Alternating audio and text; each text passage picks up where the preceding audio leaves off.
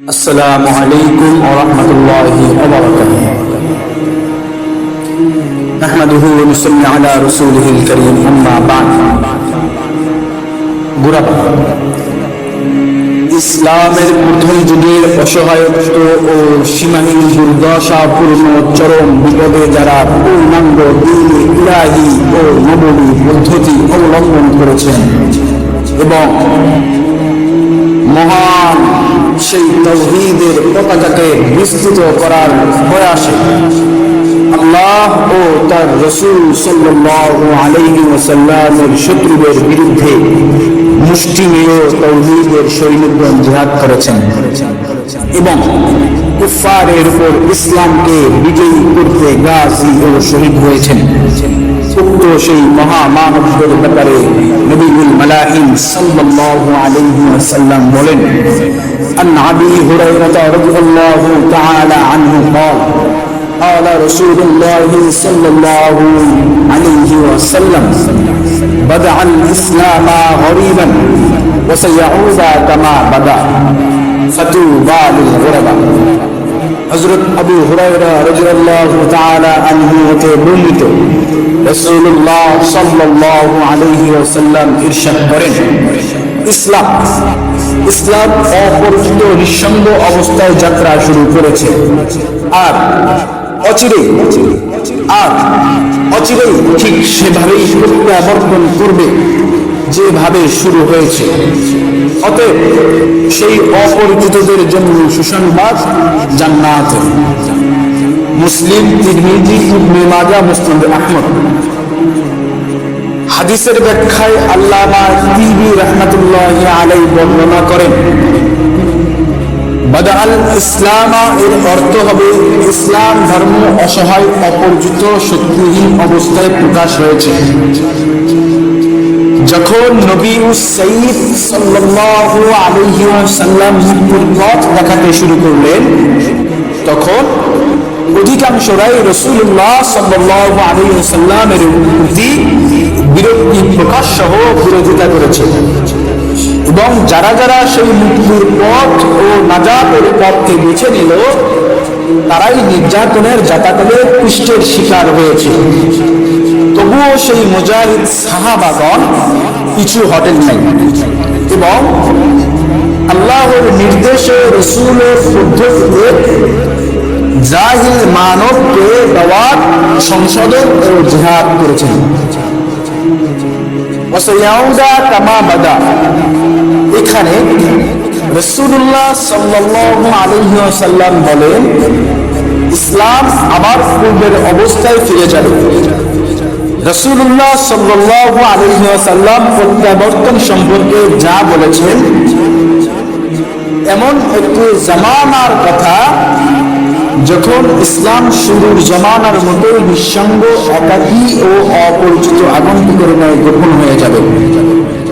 বর্তমান জামানার ফিতনার নাজুকতাপূর্ণ কোলাহল থেকে নিজেকে অপরিচিত গোপন রেখে একদল থাকবে যারা সকল কুফফার মুরতাদের শক্তিকে পরাজিত করে কালিমার পতাকাকে রবের সৃষ্টি আকাশে উড়ানোর নেশায় চলবে অবিরত, অপ্রতিরোধ্য মুসাফির বেশি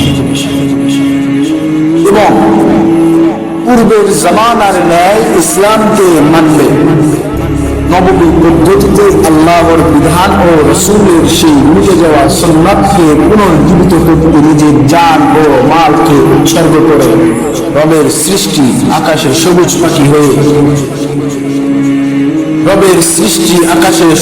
পাখি হয়ে আরশের ছায়ায় বসবাসের পবিত্র আশায় তারাই হলো গুরাবা।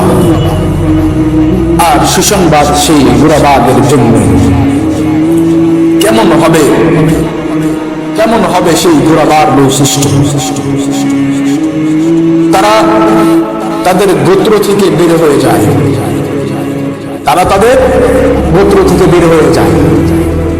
তারা বাতিল ও ফিতনার যুগে নিজেদেরকে সংশোধিত করে। যারা নিজেদের দ্বীন রক্ষার্থে ফিতনা থেকে পালিয়ে বেড়ায়, যারা সুন্নাহকে বিকৃত করেছে তাদের সংশোধন করে। মৃত কোন সুন্নাতকে জীবন দান করে। চরম প্রতিকূলতায় ও কোরআনকে আঁকড়ে ধরে। তারা অধিক সংখ্যক খারাপ লোকের মধ্যে অল্প সংখ্যক ভালো মানুষের অন্তর্ভুক্ত হবে। তারা তাকওয়াবান, তারা অপরিচিত, তাদের কেউ চিনে না, তাদের কেউ ডাকে না। একটি দল সব সময় হকের উপর থাকবে, তাদের কেউ ক্ষতি করতে পারবে না। গোড়াবা তারা নয় যারা নামধারী মুসলমান, সুসংবাদ ওদের জন্য নয়। যারা নিজেদের স্বার্থে ইসলামকে সহজ বানিয়ে নেয়, গোড়াবা ওরা নয়। যারা কোরআন হাদিসকে অবজ্ঞা করে সমাজে সুফি নাম ধারণ করে বসে, যারা রাসূলের সুন্নাতকে তুলে তুলে মুছে দিতে চায়, সহজ সরল মুমিনের অন্তর থেকে গুরাবার ব্যাপারে সাহাবায়ে কেরাম প্রশ্ন করলেন, গুরাবা কারা? তখন রাসূলুল্লাহ সাল্লাল্লাহু আলাইহি ওয়াসাল্লাম বললেন, আল-মুযাউ মিনাল কাবাইল। মুসনাদ আহমদ। সুফিয়ান ইবনে ওয়াকিল রাদিয়াল্লাহু তাআলা আনহু হতে বর্ণিত, ইবনে মাসউদ রাদিয়াল্লাহু তাআলা আনহু তিনি বলেন, রাসূল সাল্লাল্লাহু আলাইহি ওয়াসাল্লাম বলেছেন, যাদেরকে তাদের গোত্র থেকে বহিষ্কার করা হয়েছে, অর্থাৎ মুসাফির, নিঃসঙ্গ, এসব জাতিগোষ্ঠীর মধ্যে হতে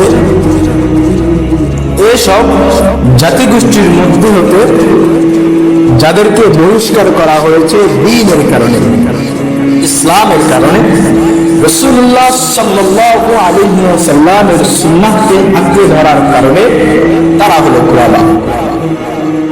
গুরাবার মৃত্যু হলো সম্মানের শাহাদাত।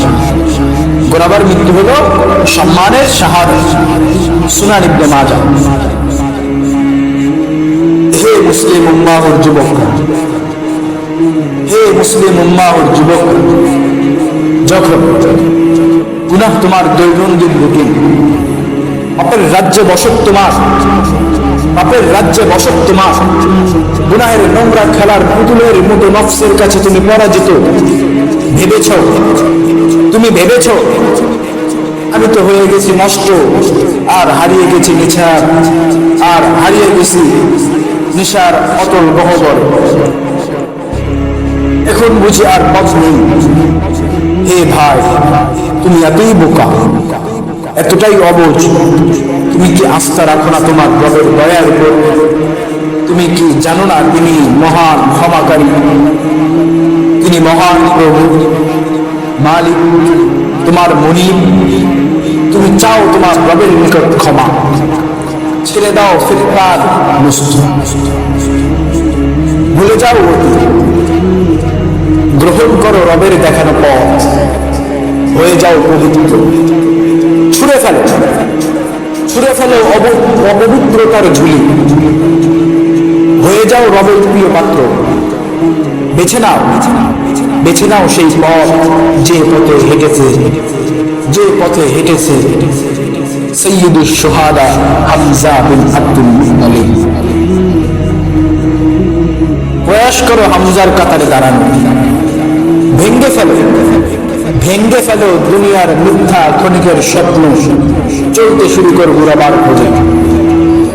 হয়ে যাও অপরিচিত আনন্দ, যেখানে নিঃস্বার্থ চিত্তে কাজ করবে একমাত্র একামতে দ্বীন। কাজ করো ফিতনামুক্ত পরিবেশ গড়া, এবং নিজেও হয়ে যাও ফিতনামুক্ত আজনবী দাওয়াত দিয়ে ফিরে আনতে যাও পাপের রাজ্যে ডুবে থাকা তোমার স্বধর্মীয় ভাইদের। ছড়িয়ে দিতে শুরু করো তাওহীদের বাণী। দেখবা তুমি হয়ে গেছে সফল কামিয়াবী।